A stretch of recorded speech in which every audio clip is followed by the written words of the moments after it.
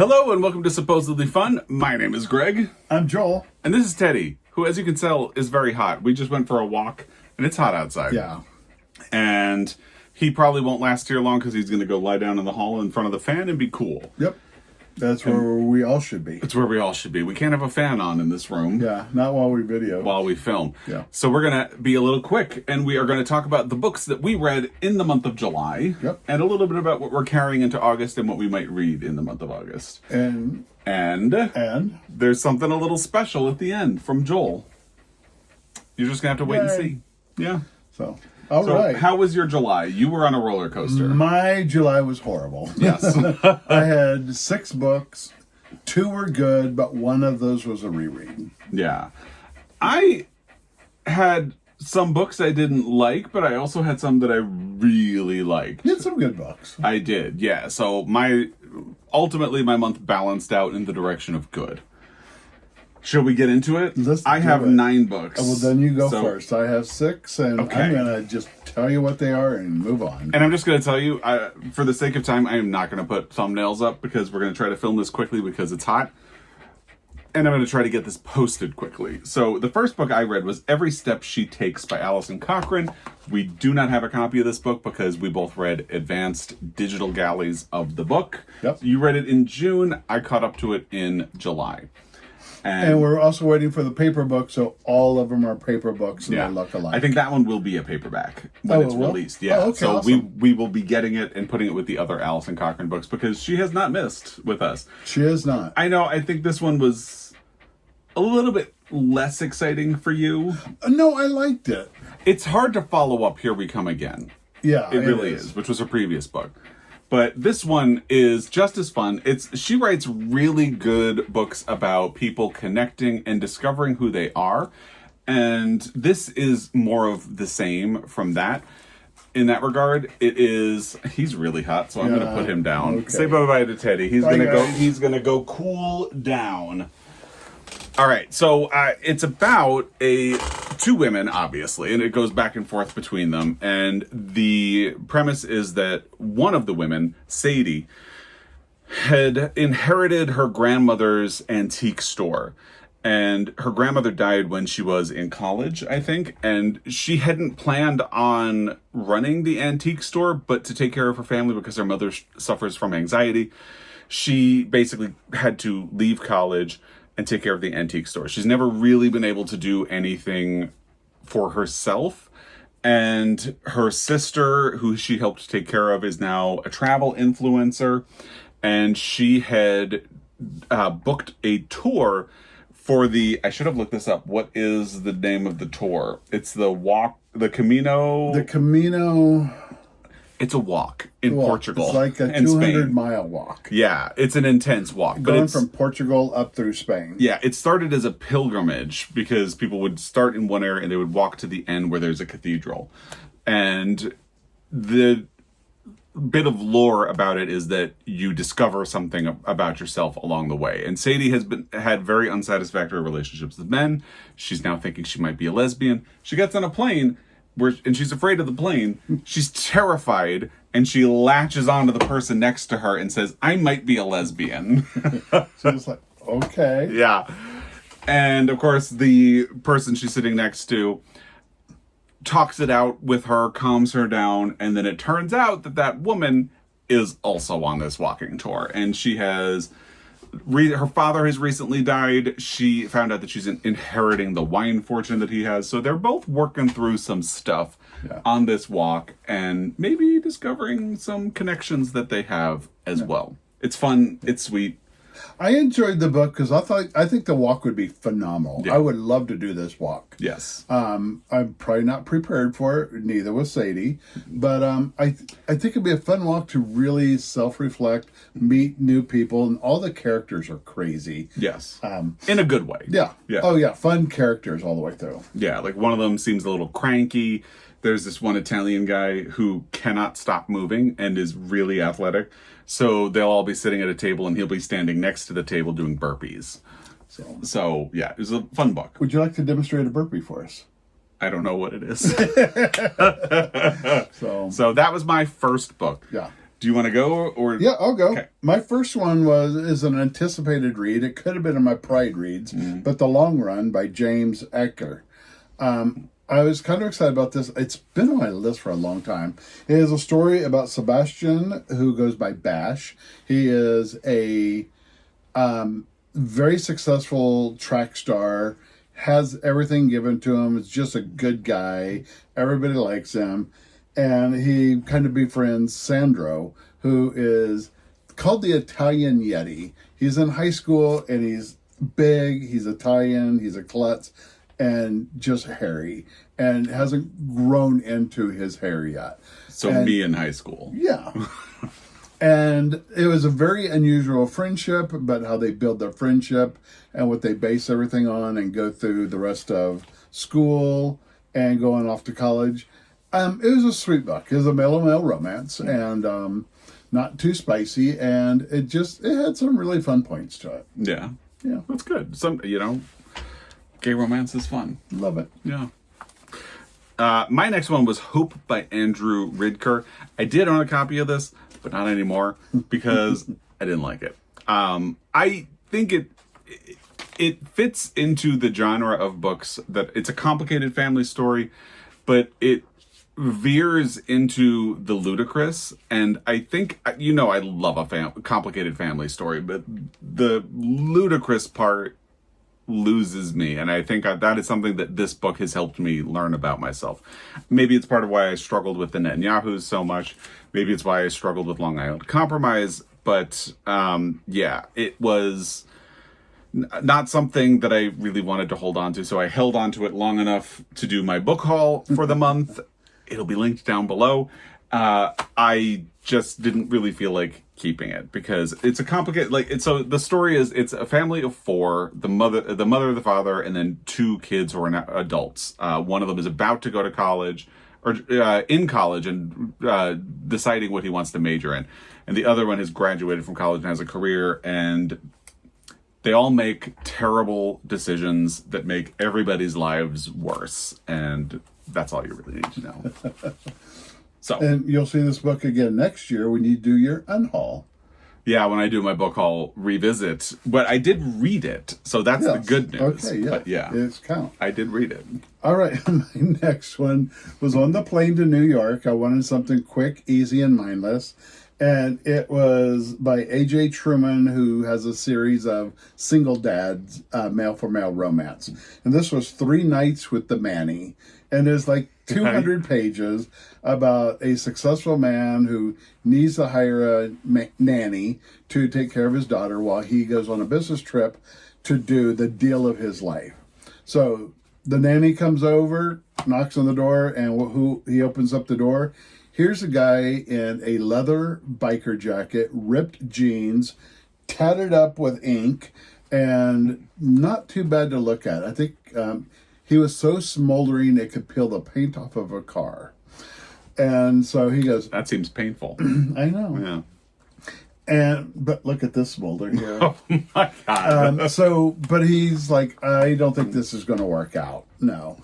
And he goes, why not? I'm really good with kids. I got great referrals. You ask for the best, you got the best. So it was about 200 pages of a little bit of smut, a little bit of childcare, and silliness. It got me to New York City, and that's all I needed. There you go. So yeah. And I should mention, Hope was the book I was reading when we were coming home from New York, and we had a lot of flight delays. We ended up getting stuck in Minneapolis overnight. So it's hard to say, like, would I have disliked the book as much as I did if without the added stress of flight delays, knowing you were going to miss your connection and what's going to happen next. We'll never know. On the flight the day after we got stranded, when we actually did get home, I picked up Forbidden Notebook by Alba de Cespedes, translated by Anne Goldstein, and this was much more successful for me. So I picked up Hope, Forbidden Notebook, and the next one while we were in New York, and I had been wanting to read this one for a while. It's so good. Written... Alba de Cespedes died in, I think, 1997, and if I open the book, it'll only have the copyright for the translation, and that's not when the book was published in Italy, but it's set in the early 1950s. You have a woman who buys a notebook. on a day in a liquor store, essentially. And they have a market, but on Sunday, they're not supposed to sell anything from the market. So that's why it's a forbidden notebook in a literal sense. But in the metaphorical sense, she takes it home, she hides it from her family, she starts writing about her day and about her life. And she blames the journal in certain parts because she feels like she's becoming dissatisfied with her life, and she thinks the journal has caused her to start thinking about things too much. And really, it's about a woman looking at her life, reflecting on what it is and what she has, and questioning it and realizing ways in which she might not be happy. It's a very feminist book. I love it. Alba Cespedes has 2 other books that have been translated into English. They are also very feminist, so I would like to... our library has one of them, I think, so nice. I would like to read more of her in the future. What do you have next? The next one was The Flight Home from New York City. I wanted a short book, and if I'm reading on my phone, I want a male-on-male romance. And I picked up Party of 3. This was recommended by another booktuber, and I hated this book so bad. I will say a disclaimer, Party of 3 is about a three-way, a thruple. I'm not opposed to a thruple. It's not for us. No. But I'm not opposed to a thruple. If that works for you, that's great. Yeah. I'm okay with daddy-boy relationships. If that works for you, that's great. This almost seems like one of the guys was pimping out his boyfriend to get an old flame of his from the military. And I thought it was just disgusting. And I did not enjoy it at all. And it was a lot of spice, too. Way too much spice. Yeah. But it was put in there. It's like, well, this book is given to you by all 3 perspectives. And it's like, no, it wasn't. All 3 perspectives was, let's just be horny. And I hated it. Yeah. So that's all. There you go. Now I do not recommend it. Maybe you found your worst book of the year. So I think I did. Maybe worth something. If it wasn't on my phone, I would have thrown it. Yeah, don't throw your phone. Yeah, no. PSA to everyone out there. Go. All right, my next one almost was a DNF. It's I Know You Know Who I Am by Peter Kispert. It's a short story collection I had gotten in New York as well. And it's about gay men who have been telling lies, and they get caught up in the lies and find themselves in ridiculous situations. And as we learned from Hope, I don't do well with things like that. So Well, you don't like lying. I also don't like lying. Yeah. I really dislike that. So, and I'm very bad at it too. I can't keep a secret. It's like a long running joke. So anyway, so they go to these elaborate steps to try to keep the illusion of the lie. Like in the first story, you have a guy who didn't want to look like a loner loser to his boyfriend. So he lies that he has a friend. Well, the more stories he tells about the friend, the more his boyfriend's like, I'd like to meet him. So he hires an actor to play the friend. And all of the stories are like that, like every single one. To me, it was a little bit exhausting. Look at us complaining, I know. Yeah, we wore our mean pants today. So I almost DNF'd it, but I had only read the first section. There are 3 parts to this short story collection, and part of me allowed myself to believe that maybe the story collection would get a little more complicated in the next 2 parts, but it ended up just being more of the same. So was it worth finishing? For me, not really. But it ended up not being a DNF. And it is a little coded, like, because they are gay men, they are caught up in a world of lies because they haven't really been allowed to be themselves or discover who they are, and they have this insecurity. I kind of see that. It didn't redeem anything to me. I feel like you can see that, but the text isn't really giving that to you, if that makes sense. So, what do you have next? My dry spell ended, and I had a fantastic book. Yay. Yay.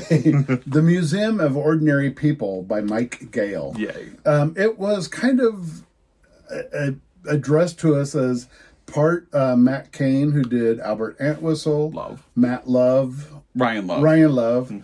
That Arthur did One and Teddy. Love. Arthur and Teddy are coming out, Yeah.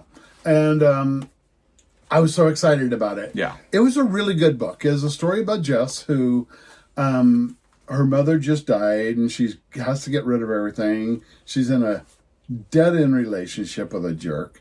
but she needs to get rid of the encyclopedia, but doesn't want to get rid of it. So somebody says, "Oh, go to the Museum of Ordinary People and donate it, and they'll hold on to it." So she does, and the museum really isn't anything, and she happens to have her degree in museum The curation. curators. Yes. So she went to the guy and said, "Can I curate this museum and let's make it into something?" And it's a great story about chosen family and how ordinary items mean something special to you, but they can also be carried on to other people.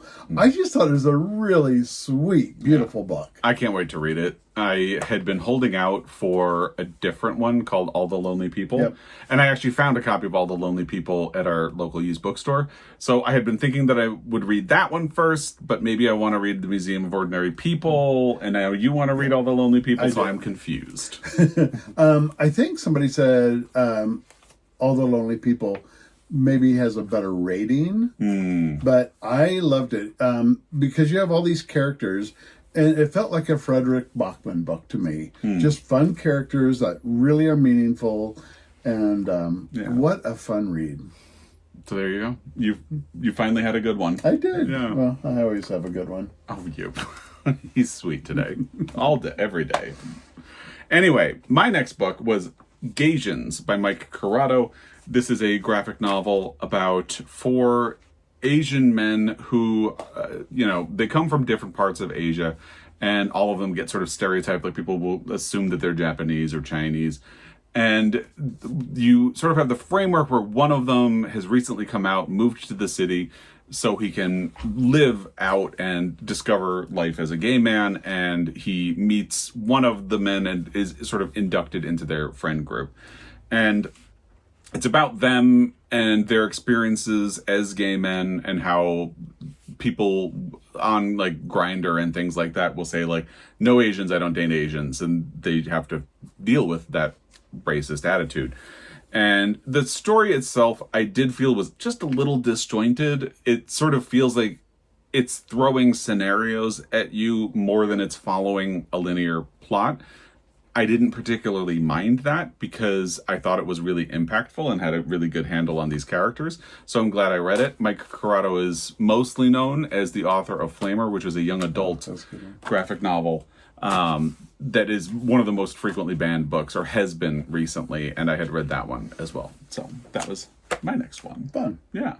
My next one, I wanted to do a little more on male romance, so I read a little something before I go to bed to just calm me down. And I read Game Changer by Rachel Reed. Very spicy, which is not my thing, but it's a really cute story. It's a story about Scott, who is a big hockey player, captain of the team, gorgeous. This man has everything. And Picture Joel on ice skates. He walks into a smoothie shop and meets Kip. Kip is a really good guy, but he's trying to pay off student loans. He lives with his parents. He has kind of a job that just pays, but he has a degree in history and can't find anything. Well, Scott, who is supposed to be straight, just got infatuated with Kip. And so he came back in and says, "Oh, you're good luck. I got a smoothie from you and we won the game." So they get into a relationship, but the whole relationship is Scott has to hide Kip and can't do anything in public. Kip has to basically stay in the house. And they can't even go on a date. And it starts to wear on Kip. And Kip says, "I just can't do this anymore." And Scott needs to evaluate what he wants to do with his life. But he can't do it now because he's in the Stanley Cup. And they are shooting for the win of the Stanley Cup. So he can't come out now. It's a very big deal. It's a really fun book. I skipped through the spice, and it's a series. So I'm going to do the series. I hope the spice calms down a little bit. But I love hockey. I love sports, and I just enjoy the sports theme. And it's a good book on hockey, too. They do a lot of things that are on the ice and how she talks about them. So, fun book.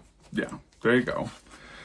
I am really excited to talk about the next book. I'm going to show you underneath the camera. what it is because I'm going to tease this for a second and tell everybody that we were at Montana Book Company yesterday, and we were helping out because they were doing a drag story time for Helena Pride, which is at the end of July. They do it much later than everybody else, but it's a long story. Anyway, and there is one bookseller at Montana Book Company that I particularly vibe with. She reads a lot of, literary fiction. I hate that term, but like she and I read a lot of the same books and frequently like a lot of the same books. I've never seen you guys disagree harshly. No, like maybe she liked The Bee Sting. I understand why. Yeah. It doesn't bother me. So yeah, we get along really well. So I had read this book and loved it, and they actually had a copy on the shelf. So I walked up to the register when she wasn't busy and said, should I say her name? I don't know. I think so. She's a good person.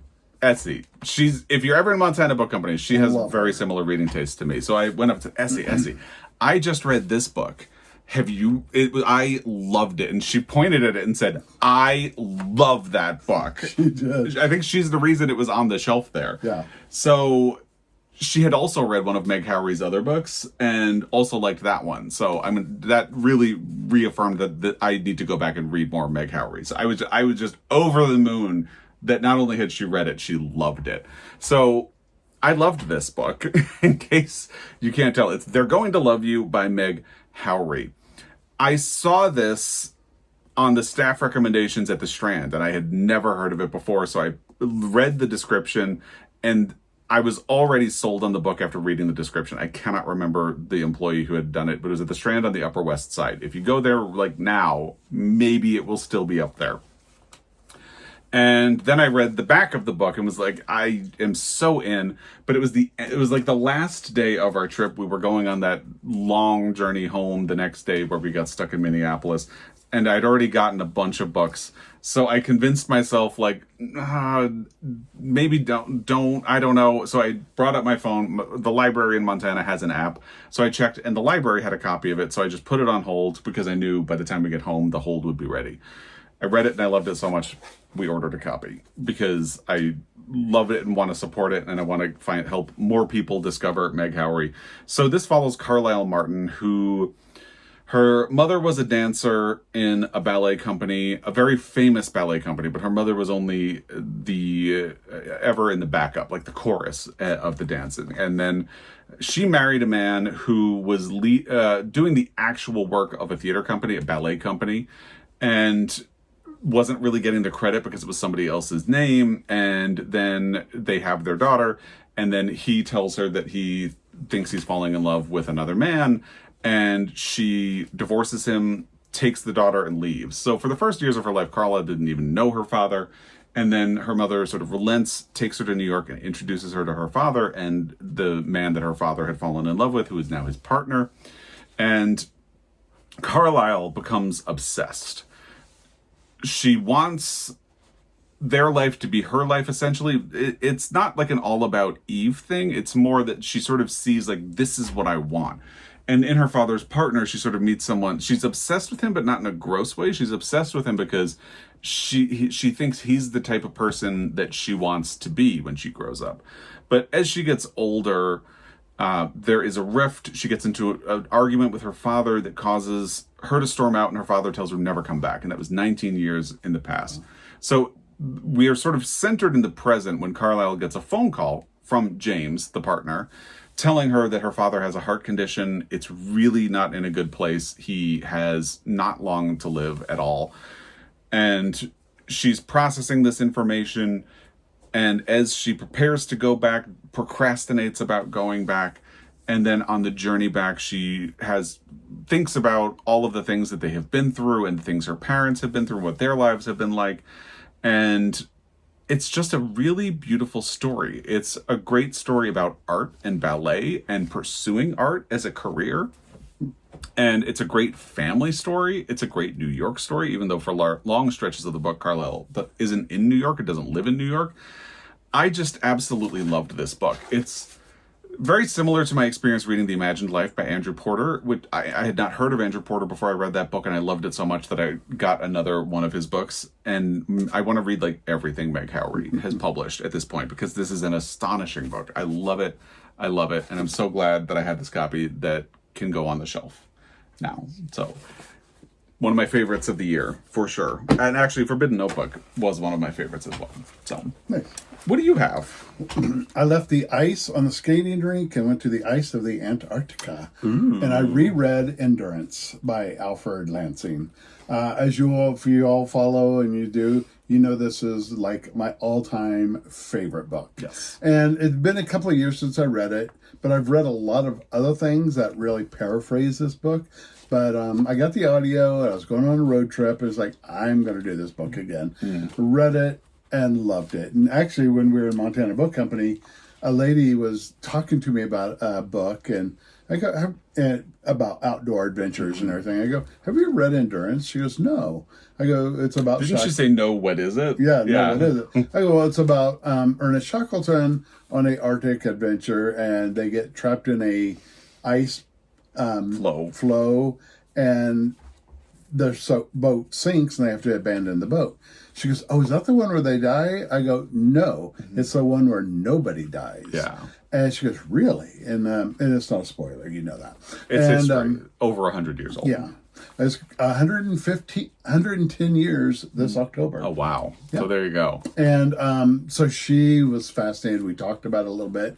Then I told her about Ship Beneath the Ice, where they found the Endurance underneath the ice, and how navigation 110 years ago was pinpoint on to where it was today. Yeah. And how amazing is that? The navigator in that book astonishes me, because back then you didn't have I was going to say you don't have fancy machinery. You didn't really have any machinery. You had a sextant where you kind of, at certain point of the day, you look at the sun and it tells you where you're at. And you have the stars and the position of the sun to guide you. And they would constantly, they would float out into the water and hope that they were aiming toward an island that they needed to get to, but it's really, really far. Yeah. So you only have the navigator, and he would get them there. Yeah. It's incredible. So obviously I read this in January. Joel had been telling me to read it since I met you. Yeah, and I got the day we met. Yeah, so we met in January of 2010, and I read it in January of 2025. So it took me 15 years to read it.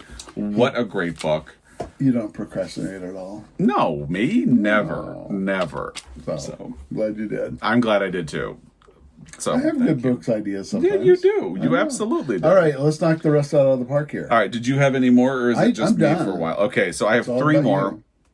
Mutual Interest by Olivia Wolfgang Smith was next. This was pitched as a sort of queer version of Trust, and it kind of is. Not really. I don't think that's really what the book is about. It's really about a gay man and a lesbian back in the early 1900s meet and get married. And for her, it's partially an issue of security, partially an issue. She is very ambitious socially and economically. She grew up with parents who didn't trust her, kind of pushed her out of the family. They've never treated her well, and she has lacked security. So she comes to New York, she starts dating women, and always angling to move up to the next level. And she realizes that she's never really going to be secure because she can't get married to a woman unless she marries a man. And she meets Oscar, who is gay, and she susses that out really quickly without him even telling her. So she realizes, I can be good for him, he can be good for me, and he has a business that isn't fully realizing its potential, and she's a genius, so she knows exactly how to do that. So they get married. One of her first moves is to bring in another man who Oscar hates, and turns out, enemies to lovers, Oscar and Squire, the other man, fall in love, and they can't marry, but they are in a marriage, just not officially. And so it's kind of like a romantic triangle, except it's a romantic triangle where, one point of the triangle isn't attracted to the other two at all, and the other two are not attracted to her at all either. And she is really good at business, but she's only able to head a corporation under the pretense that her husband is running it. And it's a really interesting book for that. I did think the ending had a little too much going on, got a little overly complicated, and it became a book that I feel like I need to recommend with a couple of little caveats like that about the ending. And I wanted to love it. I had been enjoying it a lot more until it got into like the last hour of the audiobook, which is a disappointment, but ultimately it was a good book. Didn't a friend recommend that too? It's like, oh, I was going to recommend this to you, but the ending. Kurt Anderson. When I started to read it, he had read it and said, "When you're done, I can't wait to talk to you about the ending." And he actually thought the same thing about the ending. So that made me feel very validated. Thank you, Kurt. Hey, Kurt. Hi. And then I read The Wisdom of Eve by Mary Orr. This is the short story that was published in Cosmopolitan magazine in May of 1946, which the movie All About Eve is based on. How much do I love All About Eve? Love it. I love it. I constantly tell him about it. Have you ever seen it? I don't know. Someday I am going to make you watch it. Is that where she throws her cigarette all around like this all the time? Yes. Betty Davis smokes some cigarettes in that movie. Few. Yeah. I think I have has seen a it, lot but of it's been a long martinis. time. You probably have But somewhere. she's very dramatic. Oh, that's Betty Davis, I know, of course. of course. But yeah, it's such a good movie. So the short story is largely the same story, except it's in past tense. Like Margot and her friend, who's played by Celeste Holm in the movie, Margot's leaving a theater. She gets into the car with her friend, and along the way, a woman is standing outside in a red coat, and Margot tells her, "Go away. I don't ever want to see you again." And she gets in the car, they drive away, and she tells her friend the story of everything that Eve did in a very backhanded and malicious way. You should watch that. It sounds fun. Oh, God, it is. It's a delicious movie. It's gay man Gatorade. It really is. So, was it a great story? No. Was it the foundation for something excellent? Yes. And I'm glad I read it for that. So, Nice. And then the final book I read in the month of July was Glorious Exploits by Ferdy Lennon. I've heard so many really good things about this book. We picked up a copy while we were in Seattle earlier this year, and I love the American cover of this book. It's so good. Look at this little owl. Googly eyes. Googly eyes. So in this book, you have two men, Gelon and Lampo. Lampo is the narrator, and they are on the island of Sicily, way back during the time of the Peloponnesian War. And at the time, the island is part of Greece, I believe. So they are considered Syracusans. They're not Sicilians, but they have just defeated Athenians who came to take over the island. And therefore, there are a bunch of Athenians in a quarry. Gelon and Lampo will go and bring them food because these Athenians are starving. And they will feed them in exchange for them reciting some Euripides. And then they decide, what if we stage a production of Medea and a new play by Euripides that no one in Sicily had ever seen at the time? And ultimately, it's a story about living through a time of war. It's about as they get to know Athenians, they learn more about them, sympathize and empathize with them. And they have hated the Athenians for what was done to them, but they also start to realize what has been done to the Athenians, especially these ones who are dying in a quarry. So it's an interesting story. I didn't love it as much as the hype sort of made me believe. And part of that is some quibble things I have with the ending of the book, but it is a funny book despite being very serious. And that is a tight rope to walk, and I admire Ferdy Lennon for doing it, and I'm glad that I read it. I am going to hold on to it, and it's a very good book. And next time Ferdy Lennon publishes something, I will absolutely be interested in reading it. So that is my July. And your July. My July. What are you carrying into August? Before we get into the surprise. I have so many things have come available in Libby. Yeah. You wait months and months and months, and then they all come together. Me too. So I am doing, I want to do History of Sound. Oh, yes. By Ben Shattuck. Yes. And then the one we saw this weekend that looked really interesting is a nonfiction, North to the Future. I think so. And it's a man, a Californian, who goes to Alaska and is using technology to kind of learn things, but he's finding out technology isn't always the right way. And I don't know, it sounds fascinating. It was the book the woman and I kind of got talking about when I sold her on Endurance. And Cody, who is one of the guys that works at Montana Book Company, he goes, I'm 2 chapters in and I love it. So it's like, I'm doing it. Yeah.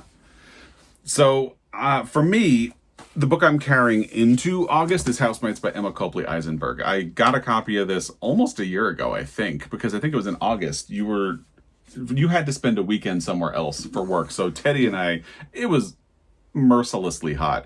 So Teddy and I were trying to think, I was trying to think of something I could do with Teddy that didn't involve the heat.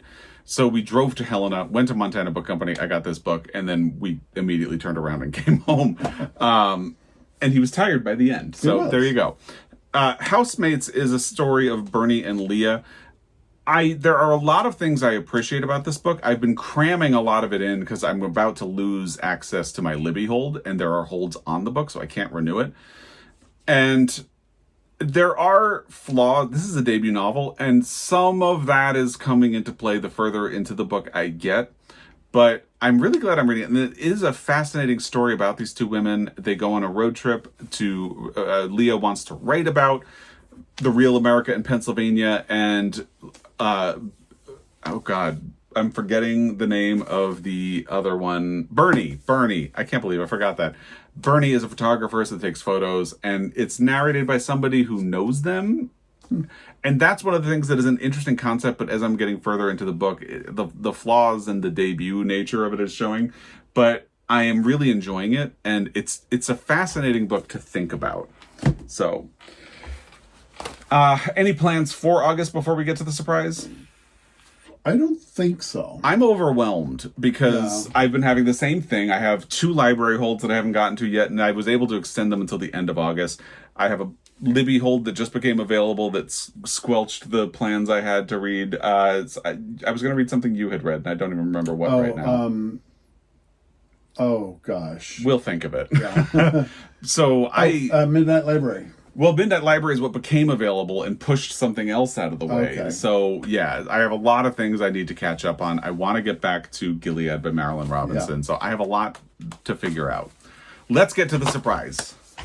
So I don't get to do this often. No. Greg does book hauls, and I don't do book hauls. But when I do a lot of my, when I've done a couple of my baking videos, people always ask me what I do. I like to cook, what's my favorite cookbook and everything. So I'm going to kind of do like little mini hauls when I can and talk about some of my hauls. Because as someone who's not as avid a baker or chef as Joel, you got some really good books. I got some great books. Some really good ones. Okay. I love this one. I'm not sure how to pronounce this. Turquoise, I think. Kitchen. I'm going to give myself credit. I found this one. Yeah, he did. He said, go in the store and look at this. Sorry, I'm blocking you.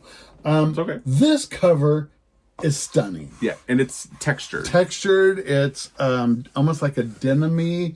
The photography is absolutely beautiful. But it's from this woman who is Turkish, and her recipes and some of her items that she does. The photography?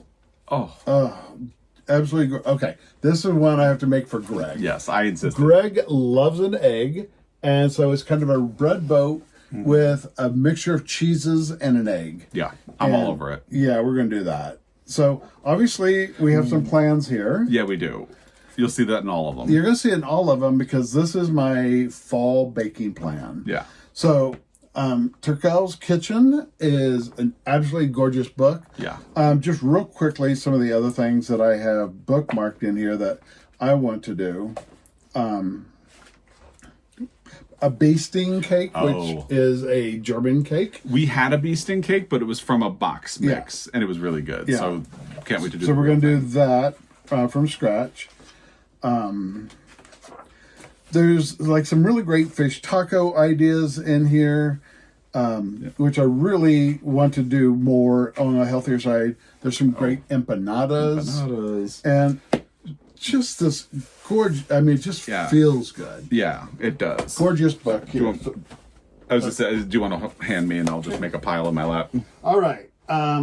Another one that I obviously want to do a lot of baking through here, and we've talked about before, is the Scottish cookbook by Cognac MacLeod. He is the Hebridean baker. And he has some really fun stuff in here, so I want to do. Again, the photography is beautiful. Yeah, and he's so fun. Stout cookies, that sounds great. But the book is about the history of the Isle of Skye and his little village, which is way, way up north. Right up in the Hebrides. In the Hebrides. And he wants to keep that alive. Yeah, which is great. All right. Another really fun one is Dolce. It's Italian items, but with an American influence on them, or kind of the American twist. So, but one I want to do is a limoncello tart with pistachios. Yeah. And the photography in here is beautiful. The ingredients are done in metric and imperial. Yeah. So, however you're comfortable with. I love the metric personally. It does. And they just have some really great things. I want to make arancini. And so it's a rice ball that is deep fried. Yeah. And good arancini are really good. Yeah. So this is a beautiful book. Lots of fun. Some great ideas in here. Obviously, mostly sweets, but still, Yeah. I mean, who doesn't love sweets? All right. Another fun one we got while in Connecticut. Oh, we were in Connecticut, yeah. I love pistachios. I love pistachios. And this cover is stunning. Yeah. And obviously you can see I use green for this one. There's a lot of stuff in here I want to do. So there's some pistachio scones, goat cheese log with pistachio pesto on it. It looks so good. And just a spread on crostini. Mm-hmm. I mean, it just sounds delicious and good and a lot of fun. There's some great stuff in here. They give you like main courses, desserts, everything. This book has everything, but all pistachio. All pistachio, all the time. All right. Another one we got at Kitchen Arts in New York City. Yeah. This book is stunning. Yeah. Gâteau. And this is a Mont Blanc. It's a pastry with cream and hazelnut. Or chestnut.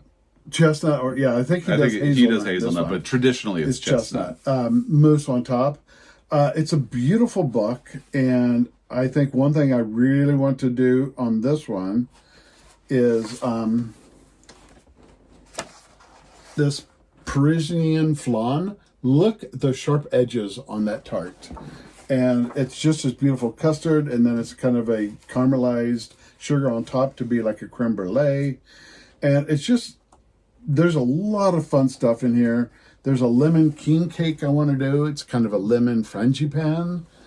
But what I really like about this book, and let me see if I can find one. Not all recipes have this, but they will go into a nice demonstration on how to build things. So if you're not sure what you're doing, get that for me. If you're not sure what you're doing or the technique or anything, it gives you some really beautiful drawn pictures on how to take care of that. Yeah.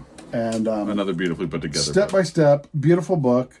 I absolutely cannot wait to do this. Yeah. And that's how I should do my the phyllo dough. Yeah. So, all right.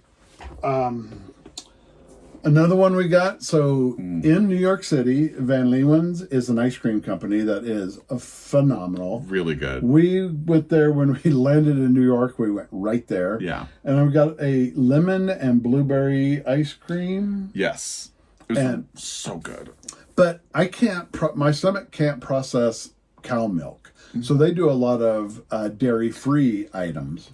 Their dairy-free ice cream is creamy like a regular ice cream. Yeah. So if you can't do dairy and you can track down their dairy-free, it is worth it. Their chocolate brownie fudge is better than any chocolate I've ever had anywhere. It tastes like a brownie. It really does. Yeah. So there's one recipe called a sweet corn ice cream, which I've made a sweet corn ice cream before with a blueberry swirl going through it, and it is absolutely fantastic. Yeah. This also has a lot of dairy-free recipes in here, so I wanted to get something to kind of help me with my dairy-free journey and just some really good ideas. Since they have good dairy-free. They do. Yeah. All right. Now, last one we got yesterday. This one got yesterday at Montana Book Company. This is entirely me. Is Small Batch Cookies. By Ed Kimber, the winner of... Look at all these. Yeah, all those are mine. Ed Kimber was the winner of the first season of Bake Off. Yeah, which I don't think we've seen. We have seen. It's available on the Roku channel, which not okay. everybody has access to. We should watch them. Yeah. This one actually sounds really good. A Mexican hot chocolate cookie. Yeah. And so we're thinking about doing this one for maybe our Christmas box. Yeah. We're putting a peppermint marshmallow in there. Show this one too. Oh. Yeah. Black Forest brownie crinkle cookies that are gluten-free, which we got to send to your sister. Yeah. But look at that. Oh my gosh. Yeah. So I had a lot. I am a cookie guy. Yeah, cookies are my favorite dessert. He does most of the cookie baking in the house. I do. Yeah. And I actually pushed for this one. So, but a lot of the recipes will make anywhere from like 1 to 6 cookies. Oh yeah, that's the thing. It's like a small batch. So Yeah. most of them make 6, but there are a couple that where the cookie's like large, that it's just 1. And I'm trying to The find one an in the example. cast iron skillet, the chocolate chip. That's one, for 2. That's yeah. for 2, but in a cast iron skillet, which we have 2 of those. So Yeah, we do. 2 Because nights. I feel like we would need 1 each. Here, the single serve pecan butterscotch cookie makes 1 large cookie. So Yeah, I mean, it's going to be big. It's yeah, enough and for us. you can double a recipe or triple a recipe. Yeah. I can't, but he can. But what I do a lot is I'll make cookie dough. Excuse me. Make the cookie dough and then freeze it, pull it out like in the afternoon, and at night we just bake 1 big cookie for each of us, and we don't have cookies laying around the house all the time. Because we also love Levan is a cookie company in New York. If you're in New York, you probably know them, but they make really big cookies that are large. So they have that crispy cookie texture on the outside, but they're soft and gooey on the inside. Almost raw. Almost, but it's so good. So Joel found a chocolate chip cookie recipe that he was able to adapt into a cookie like that. It's good. Oh, it's really good. Yeah. One night we got done at dinner and we were walking home in New York City, and we stumbled upon a Levan's because it was in a new location. Yeah. And it's like, oh shoot, we Yeah. have to go. We went in and got one. Have to. They did a lemon cookie, and it wasn't available when we were there. It was a limited time thing when they opened the new looked so location. good. Yeah, So good. I would have loved to have tried that. So that is my cookbook haul. All right, I should turn it around. This way. Yeah, good point. Our cookbook haul of some really fun stuff. Yeah. So I hope that's helped some of you out there who want to do some baking for the holidays and Yeah. just have some fun. Have some fun. Get out there and bake and cook and explore. I think one of the things I love about looking at cookbooks with you is you have a very diverse interest in cookbooks. Like we got an Italian one, we got a kind of German one, we got a pistachio one, we got an ice cream one, we got a Turkish one, we got a Scottish one, A cookie one. Yeah. So I just like all kinds of ethnic foods, and I want to know what they do and how they do things. So yeah, I love that. And our little friend that came home from New York with us, this is Otto. He's a little otter. We got him in Connecticut. Or Connecticut, because he's my otter half. And I love him. Right. I do. So, thank you for joining us. Thank you for joining us. That's our July, a little preview of August. Not a very good one, but also a surprise cookbook haul and an otter haul. Otter haul. Who doesn't love an otter haul? Oh my God, I want to pet otters. So. Oh my God. Teddy would have fun with one. So I think when we do wrap-ups, I'd like to at least focus on one cookbook. And hopefully going into the holiday seasons, it'll inspire everybody to do a little baking, have some fun. This one in particular, because we make a cookie box for close friends every year. So a book like that, well, we can't make a small batch, but you can do the math. we'll do it. You can do the math. So, But we'll do something different and fun. And I also want to use Christina Toshi's. yeah, we need to go through that again. Yeah, she does Milk Bar in New York City. She's a phenomenal pastry chef. Yeah. So, all right. Well, thank you. That's July wrapped up, a little bit of August, and our little Otto the Otter. Otto the Otter. Otto the Otter. So, Teddy's asleep. Teddy's asleep. He's actually back in here now, but asleep. So, that's all we got. Thank you for spending a little bit of time with us. I hope you found this interesting and maybe got some good book or cooking ideas. And as always, we really appreciate your time. We will be back. Until next time, happy reading. Happy baking.